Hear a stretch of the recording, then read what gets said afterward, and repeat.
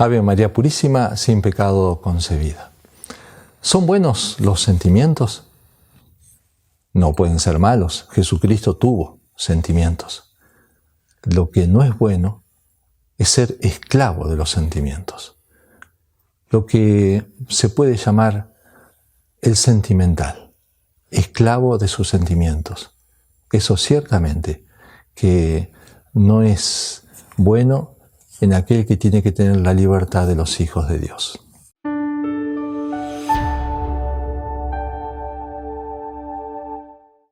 Hace unos años cayó en mis manos un opúsculo muy hermoso de un padre del Opus Dei cuyo nombre no conozco. Él hablaba del sentimentalismo y decía con mucha claridad el drama de la persona sentimental, del que se deja gobernar por los sentimientos, y cómo muchas veces termina frenando los frutos espirituales. Por eso me pareció interesante recordar algunas características que este padre señala, porque de alguna manera nos vemos reflejados y vemos nuestra sociedad reflejada en este perfil del sentimental. En primer lugar, el sentimental es cambiante. Esa falta de perseverancia, de constancia que tantas veces vemos. Carreras universitarias que se frustran. Cuántos libros comenzados y que no terminamos. Emprendimientos, apostolados. Un momento de entusiasmo cuando vienen las desolaciones, las dificultades, el abandono. Eso no es bueno. Eso es dejarse gobernar por las ganas o por los sentimientos y no por las buenas razones. Otra característica del sentimental, el vivir de sensaciones.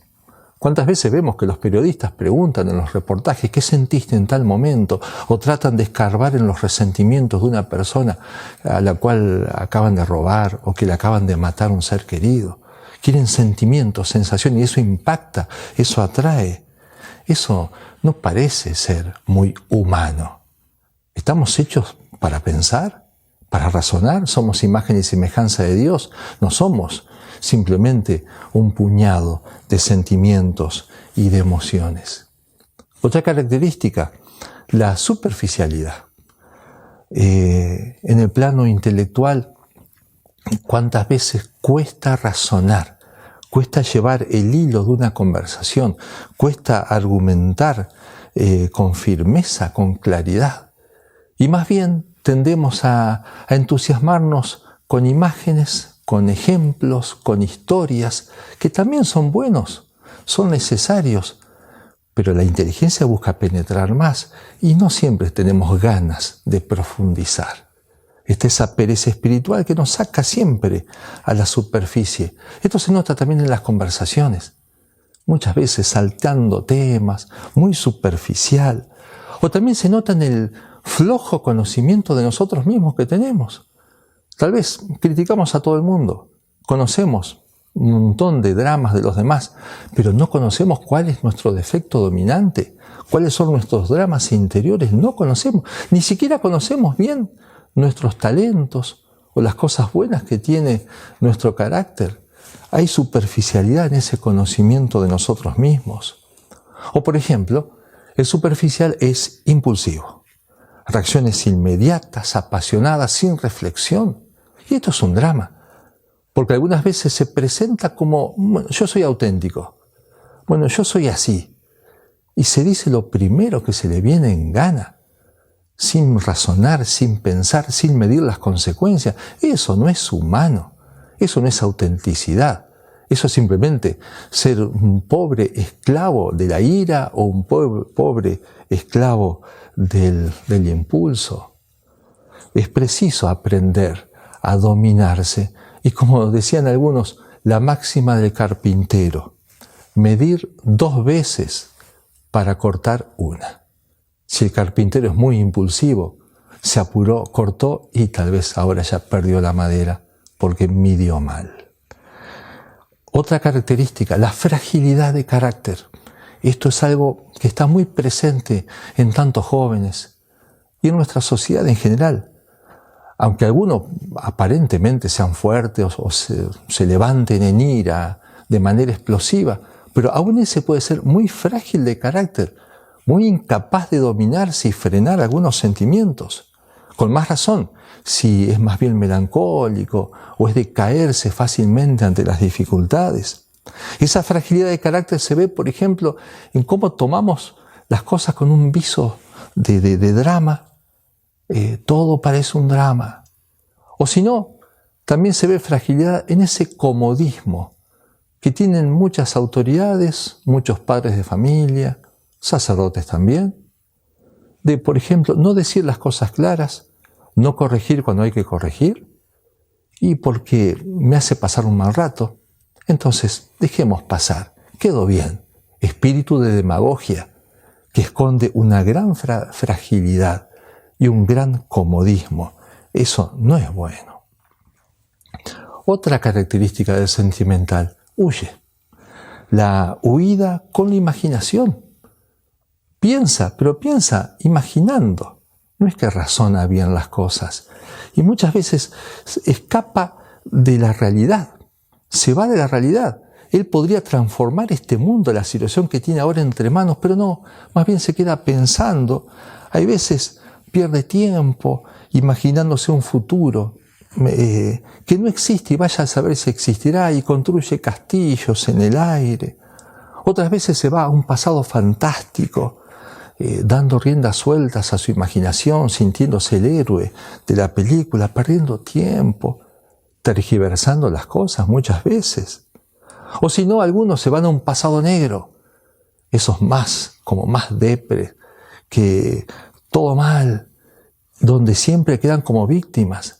Parece que hay una cierta dulzura en sentirse víctimas y se pasan horas y horas atando cabos, sintiéndose siempre postergados, y así. Es un drama huir del único mundo que tenemos, que es acá, el real. Es un drama cuando no me conformo con lo que tengo, no veo la mano de Dios acá. No soy capaz de reconocer aquello que dice San Pablo: todo sucede para bien de los que aman a Dios, aunque no lo entienda, pero bueno, Dios lo está permitiendo y Dios me pide que en este trance trabaje, empuje o haga lo que pueda hacer para transformar esta situación. Otro aspecto del sentimental: el pesimismo, la melancolía, pensamientos negativos que se van prolongando durante todo el día. Y muchas veces esto está en la base de muchas adicciones.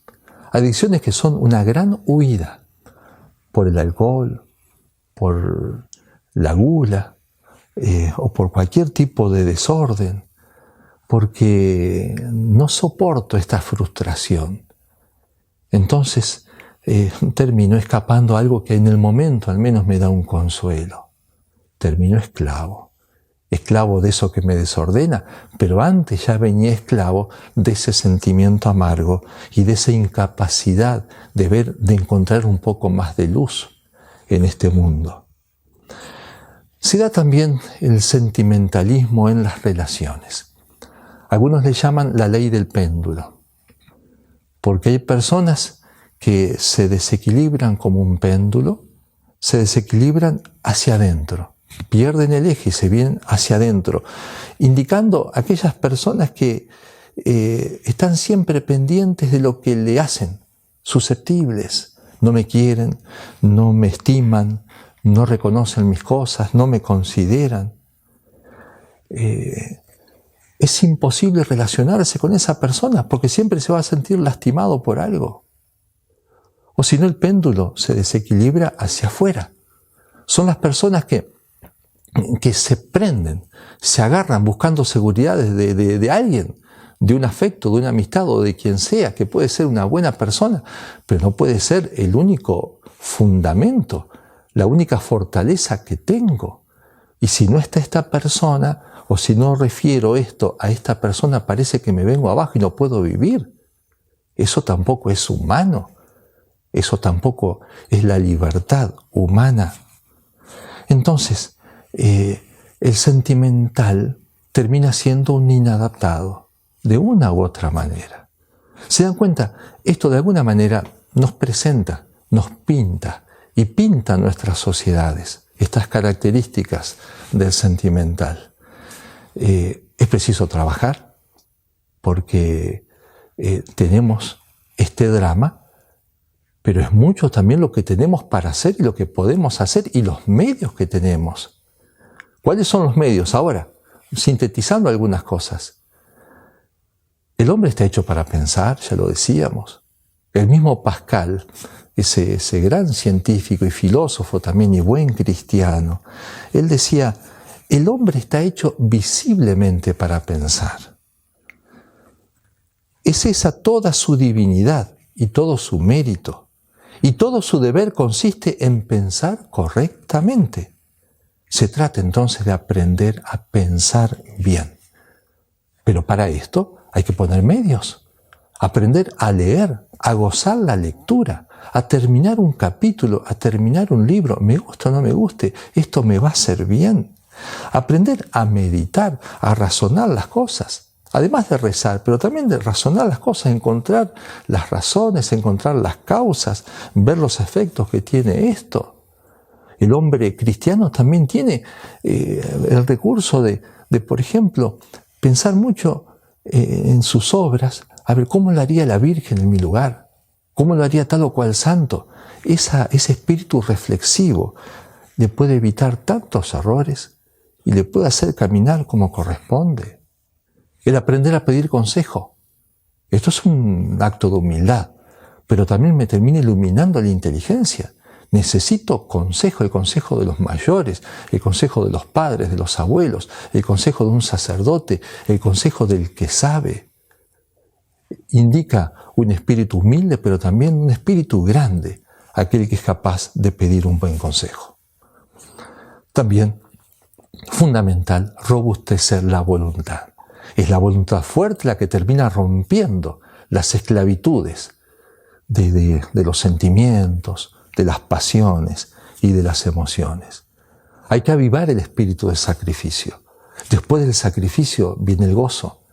Después del esfuerzo de subir una montaña viene la gloria de la cumbre y la maravilla del paisaje que estamos viendo y el gusto que me da el sentir que pude con la mochila a cuestas subir esto. Valió la pena, pero justamente hubo que hacer un sacrificio. Y lo mismo en los trabajos, en los apostolados, se pide un sacrificio, pero un sacrificio que termina siendo alegre, que termina dando como aire a esa alma. También como algo concreto, algo práctico, una cosa que se suele aconsejar. No dejar para después las cosas que tengo que hacer ahora. Es más, tratar de hacer en primer lugar aquello que me resulta más ingrato. Hacerlo ahora. Es un sacrificio, pero me da una gran libertad y una gran alegría. Esto que me costaba, ya lo hice, lo ofrezco a Dios. Y otra cosa finalmente, para fortalecer la voluntad, aprender el gozo y la belleza que tiene aquello que para Santa Teresita fue el secreto de la alegría, el olvido de sí misma. Esa capacidad que adquirió ella de pensar más en la alegría de los demás que en su propia alegría, buscar el bien de los demás antes que el bien de ella. Eso terminó siendo el gran bien para ella. De hecho, le preguntaron, ¿siempre fuiste tan alegre a pesar de tus enfermedades y tribulaciones? No, pero aprendí a ser así de alegre desde que me olvidé de mí misma. Es un muy buen secreto. De esta manera, entonces, el hombre frágil que podría ser esclavo de los sentimientos ahora se libera. Y ahora sí es un hijo de Dios, es un amigo de Jesucristo, es imagen y semejanza de la Trinidad Santísima. Firmes en la fe.